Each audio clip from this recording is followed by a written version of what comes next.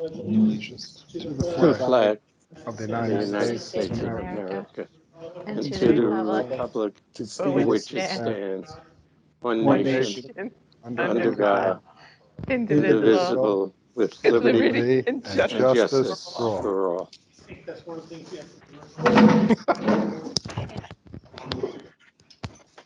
Ladies and gentlemen, New Jersey Open Public Meetings Law was enacted to ensure the right of the public to advance notice of and to attend the meetings of public bodies of which any business affecting or interests are acted upon.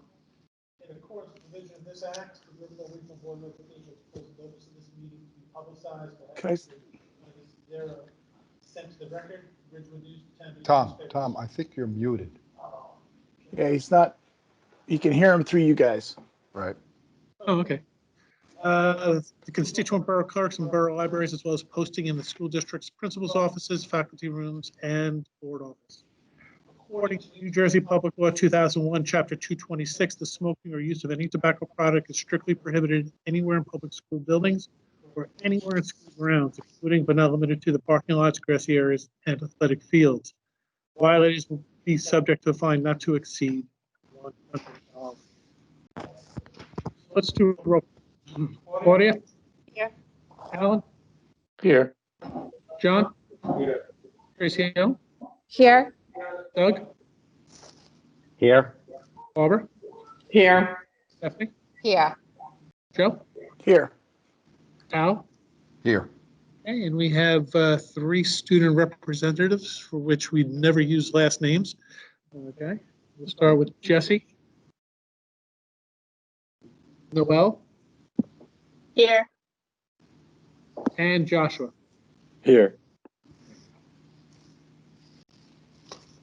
Okay. Okay, I will read the mission statement. The mission of the Riverdale Regional School District is to provide a safe, student-centered environment in which each student is valued and respected, to challenge each student to reach his or her potential, to nurture every student's intellectual, social, physical, and emotional growth, to promote a healthy work ethic, a passion for learning, and a respect for oneself and others, to develop responsible citizens for our diverse community and an ever-changing world, to continue to involve our community in an active partnership, to provide all students the opportunity to achieve and exceed New Jersey student learning standards and the New Jersey core curriculum content standards.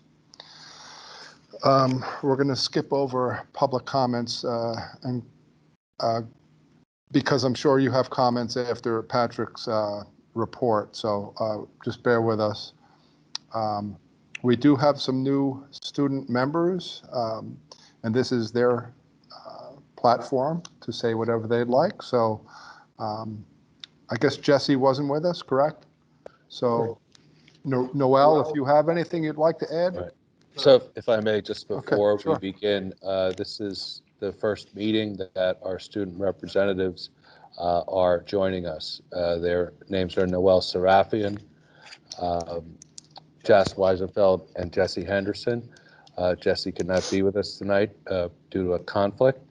We would like to welcome them to our meeting and to be part of our Board of Education. I had the pleasure of meeting with all 3 individuals virtually over the last couple of weeks in order to make sure we all understood what our expectations were, and the hope and desire that they will contribute as well as the previous board representatives have. Noel and Jesse contributed because they were, Josh contributed because they were part of our reopening committee that met over the summertime. So I'd like to welcome them back. And then, as Mr. Graff said, I guess.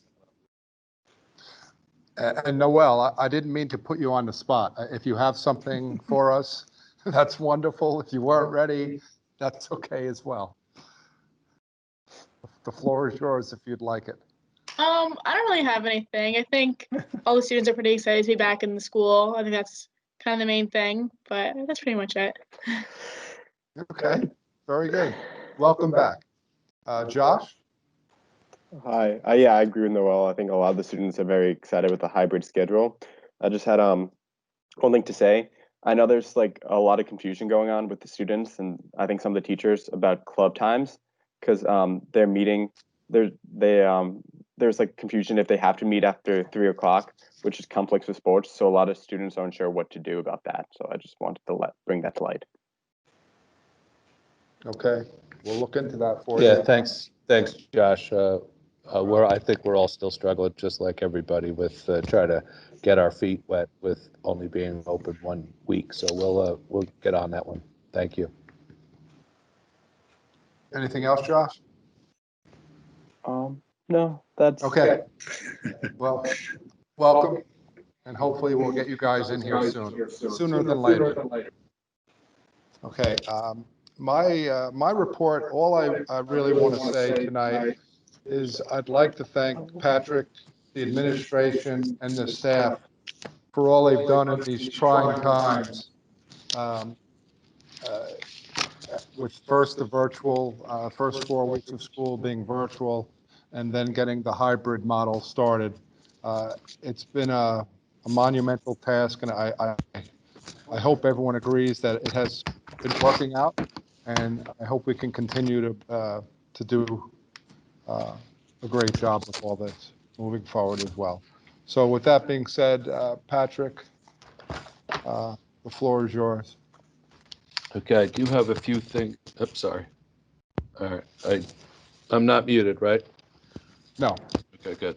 I do have a few things to bring up, and they're kind of a little bit spread out all over the place, so forgive me. The first thing is I'd like to just remind people that we do have the opportunity to, we have a high school principal search underway.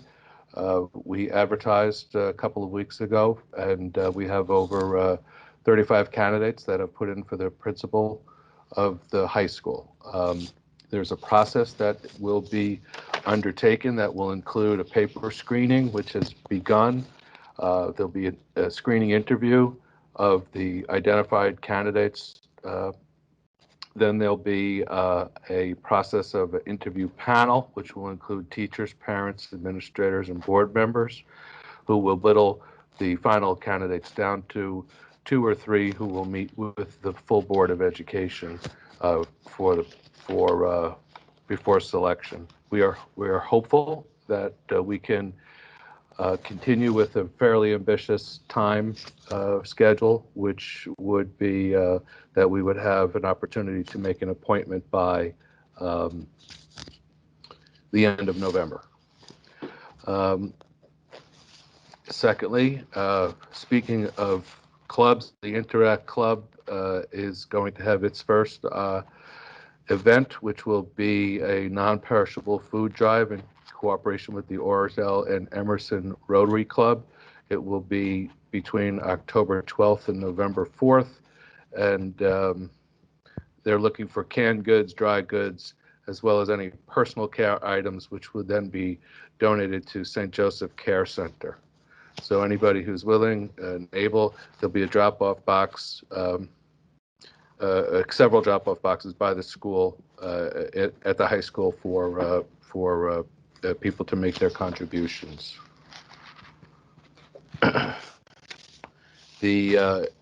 While we are just 5 or 2, we are in our second week, I should say, of hybrid instruction. We are looking at some methodology for tweaking our schedule to increase some instructional time, and that process is ongoing. I don't think that we will have a recommendation prior to the thought is to implement it on the beginning of the second marking period. But we just opened. I think the first week went relatively well. I was very pleased and surprised at how smoothly our entry into both buildings went. Students were very cooperative in presenting their COVID screening before they came on board and going through the temperature check. Again, I was pleasantly surprised at how quickly we were able to get the students into the building. We had a test this morning because of the rain, the lousy weather that took place. And again, I think it worked very, very smoothly. And I want to congratulate everybody for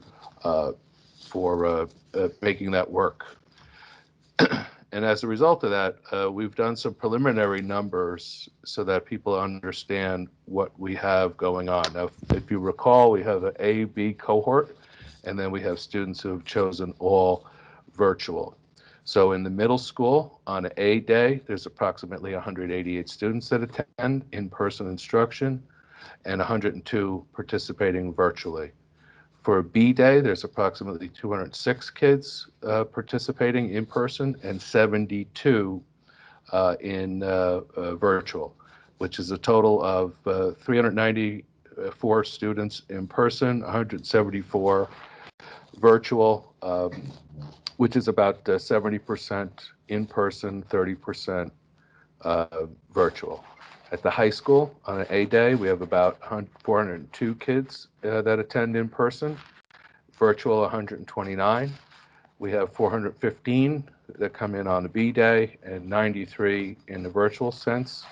So we have 817 students attending in person, 222 students attending virtually, and that's about 79% in person, 20% in a virtual world.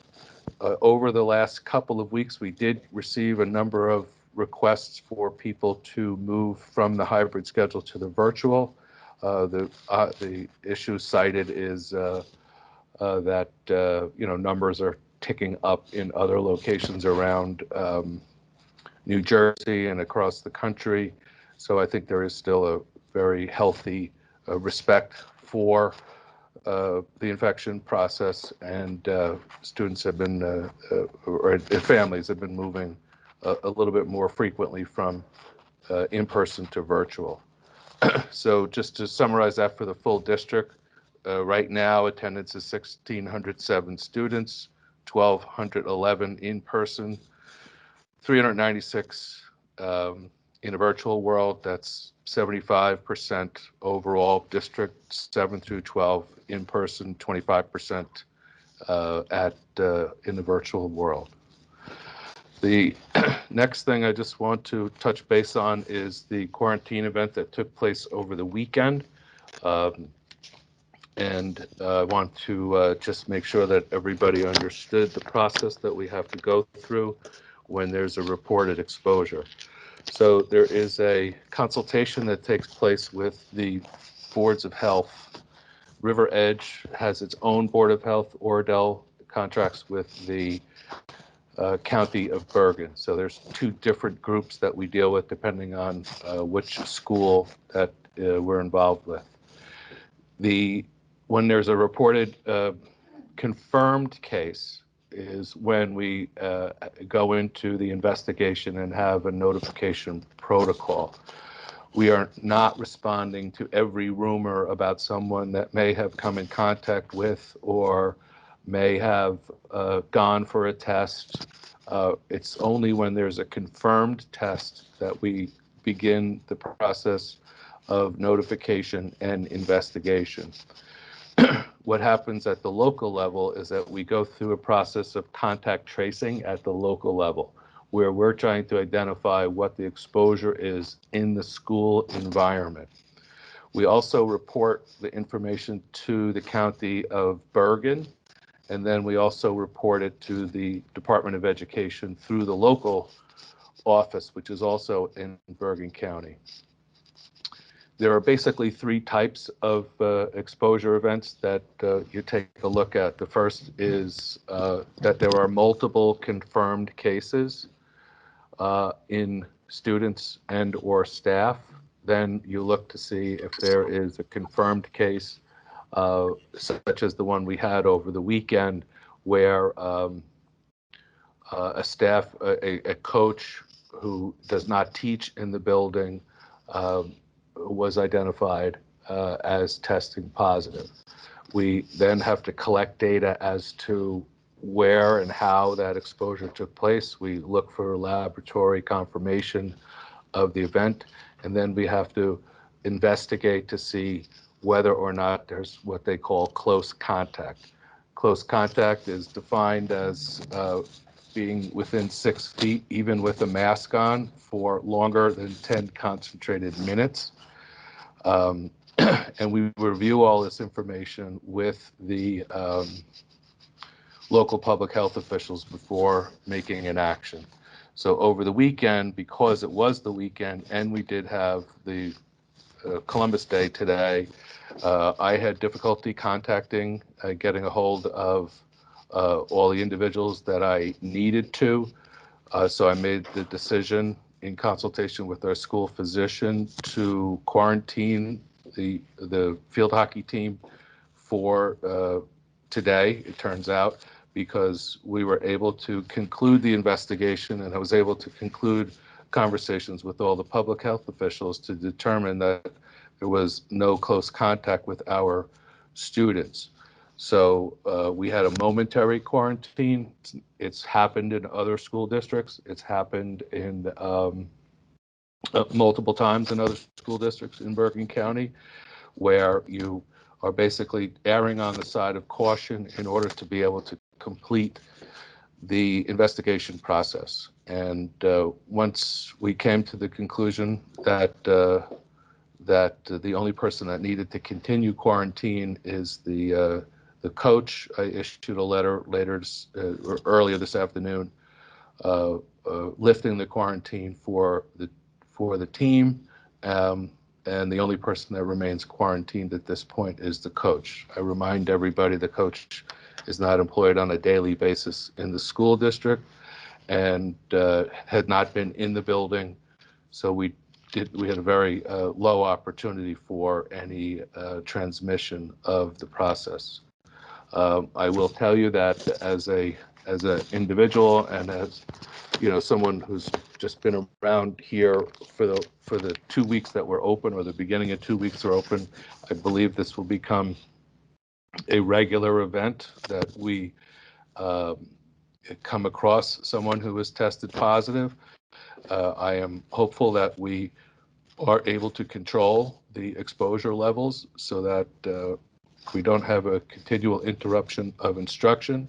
But I do believe we need to be prepared at some point or another to be able to pivot back to a virtual model in case there is an outbreak or an extensive enough infection that we have to separate from one another. We also have the possibility of having to pivot to virtual based upon something that may happen at the state level. So should the state see an increase to the point where the governor's office or some other public health agency decides that we need to take more drastic steps, we need to be prepared for that. So I'm very pleased to summarize that we have students back in the building. I am hopeful that we continue with that process. We will continue with the hybrid model that we have at least through the first marking period, and then I'm hopeful that we will be able to tweak our instructional model in order to increase the opportunity for some more instruction time, structured instruction time, if you will, with between the students and the staff when we return after the Teachers Convention, which is the beginning of the second marking period. That concludes my report. Okay, thank you, Patrick. I'm going to take this time to open it up to public comments on agenda items only, and that includes Patrick's presentation.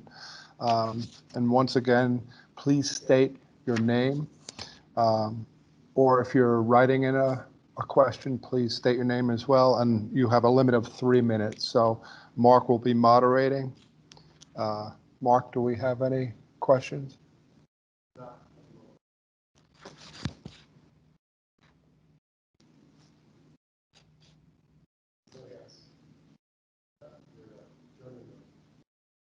You're muted, Mark. Joan Ingram, you can unmute yourself. Hi, regarding the plan to incorporate additional instructional hours with the next marking period, how are the opinions and preferences of the parents being taken into consideration? Are you going to send out some type of survey? Well, right now, we're just collecting we're looking at other instructional models that are taking place elsewhere. We're also looking at the particular issues that are related to Riverdale as far as our staffing is concerned, and we're looking to see how best we can move this forward. I haven't, it's a good question. I certainly think there's an opportunity to get some feedback. I don't know what format that will take place. Okay, and one other question, are there subs for remote classes? Because there's been times when a student has a class, the teacher is absent and nothing happened. So are there subs when they're remote? We have, there's actually two levels of substitutes, if you will. We do have at the current moment permanent subs, if you will, who are in every day to supervise teachers, supervise classes of teachers who have a remote or virtual accommodation. But then we also have what we call the casual absence, to someone who is out because of a personal day or an illness, etc. The first week we did pretty well. Today was a tough day in the high school in particular. There were multiple absences, and there were some instances where we were unable to get a separate substitute, so we had other teachers covering during the day. And unfortunately, I think that's going to continue. So there will be some uneven instruction when we do have that kind of a situation. No, that's fine. I understand that. But I mean, I guess I'm using the word remote. I should maybe use the word virtual, like on a Wednesday when everyone is virtual. There's been times where, I guess then to answer my own question, you're not providing a substitute when the students are in a virtual class. The class is just kind of canceled and the kids log in the next period. If we are aware of the absence, teachers are supposed to leave emergency plans for students. So they're supposed to be able to leave asynchronous work for the virtual day. We've had a couple of instances where a teacher had an extended illness at the beginning of the school year while we were completely virtual. We did have some trouble getting substitutes or getting emergency plans at that point. So the practice is not to leave students without an assignment or without some type of asynchronous learning. However, I'm the first one to tell you that it's going to happen on occasion. Any more questions? Debbie Bargiacci? Hi, good evening. Is there a plan? For the most part, there's less than 50% of students in the classroom. Will there be a plan to allow the students who would prefer to be in the classroom to come on the days when there's openings, since there's a lot more space available? Yeah. So I'll sum it up. I'm sorry. Yeah, thank you, please. For the most part, yeah, sorry. For the most part, you're less than 50% capacity, correct? Correct. Okay. So if my daughter wanted to come, she comes on Mondays and Thursdays. But is there a plan that if you have the space on the days that the students don't come in, to allow those students to come in? Is that a phase? Yeah. Now I understand. Thank you. I don't see that as a floating option, shall we say, just simply because it would be nearly impossible to determine how many of the forgive me for using the terminology, but floating, the kids that are not assigned to the building but show up to come into the building without having an impact on the capacity and the safe social distancing. It is a possibility in the smaller self-contained classes of the LLD program, but we haven't quite gotten there yet. So I don't see that as an option simply because I don't see how we could manage the social distancing aspect without knowing who was coming in and who wasn't. Okay, thank you. You're welcome. Any more questions?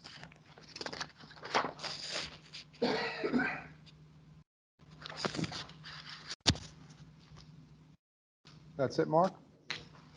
Okay. Thank you.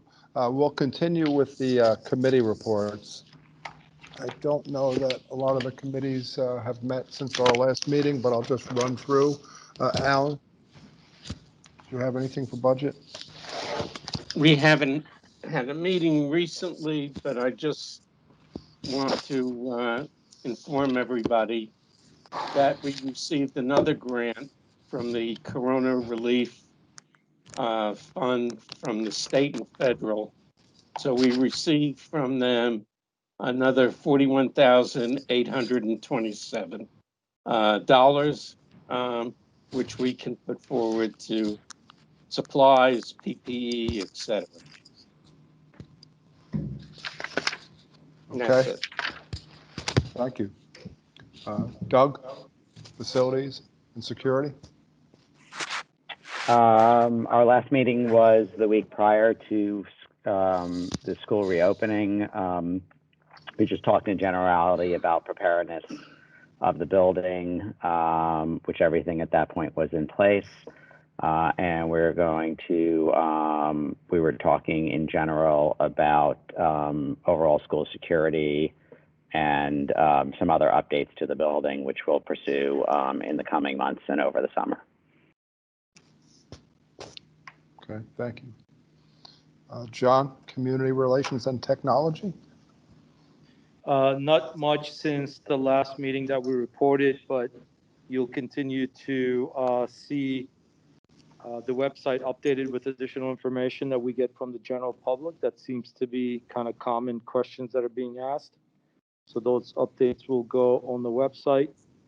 And then generally speaking, we've asked the administration to explore any additional capabilities in the classrooms that might make it easier for the teaching staff to teach both the students in the class and the ones that are remote. That's it. Okay, thanks. Stephanie, curriculum? Nothing since last meeting. Okay, and Claudia, policy and governance? Nothing at this moment. Okay, let's move into the consent agenda if I could. Do I have a motion? So moved. It's Alan. Second, Claudia. Does anybody have any questions or concerns about the consent agenda? My only question is, Pat, is the PSAT, is it open to all students, or were we limiting it to just the junior class? It's juniors. I'm sorry, I was muted. It's juniors, but Riverdale only. So sophomore, like in the past, anybody could sign up for it. So sophomores. Well, all right. My understanding is it's juniors. I could be wrong, but I'll take a look at it and see from there. Okay, thanks. Any other questions? Okay, Tom, when you're ready, roll call. Okay, I'm saying yes to everything except under E, appointments. Mark, can you scroll down the screen so I can give the correct number? E1, abstaining from.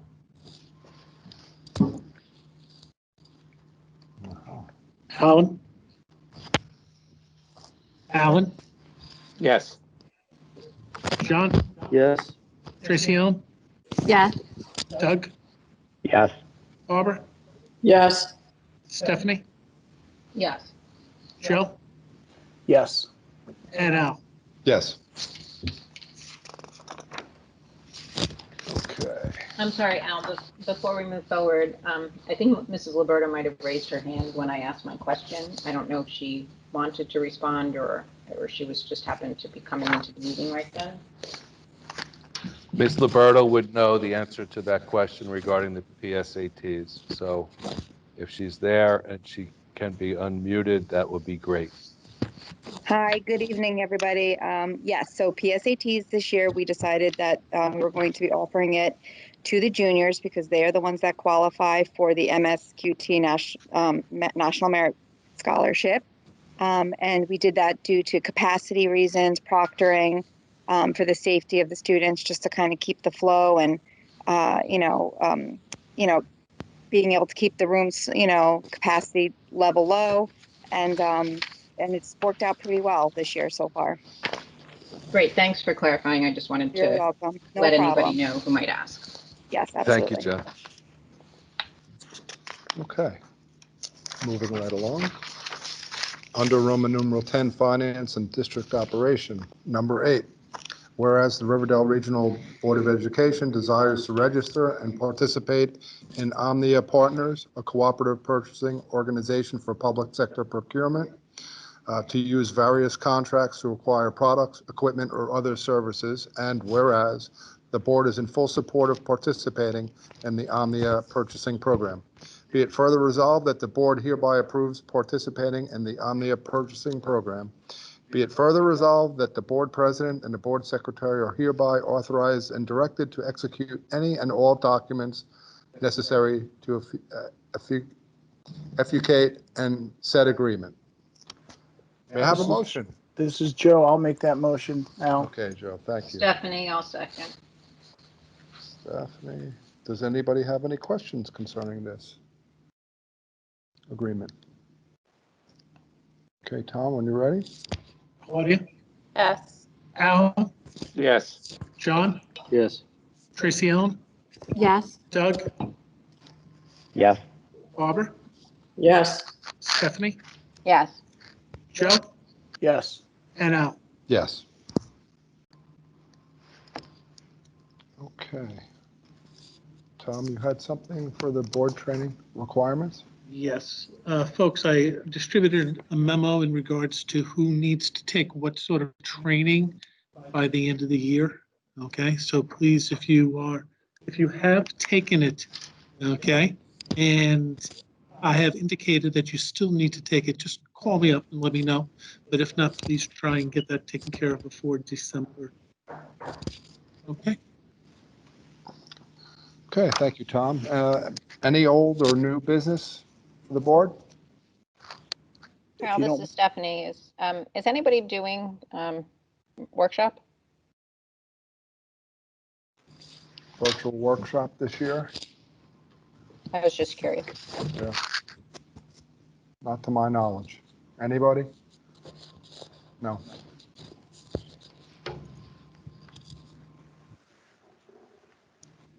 Al, if I could, this is Joe. Yep. I just wanted to, again, I know Patrick has spoken with them, but our student representatives, I just want to make sure that Joshua and Noel know, and Jesse will know, that you guys are more than welcome. Besides your student member report, one of the biggest things you could do for this board and any board that you're sitting on and all too is to share your thoughts on things and don't be afraid to say anything. So just again, be a part of it and all too. You're not just there to observe it and all too. We respect and hope to hear your comments as well. I know Noel's been able to film some of that stuff before with RDTV, but make sure you guys you're just as much a part of the board. Okay. Thank you. Good Thank point, you. Joe. Thank you.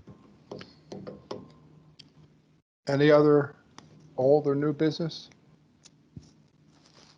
Okay, I will open it up to public comments and anything general related to Riverdale. Please raise your hand if you have a question.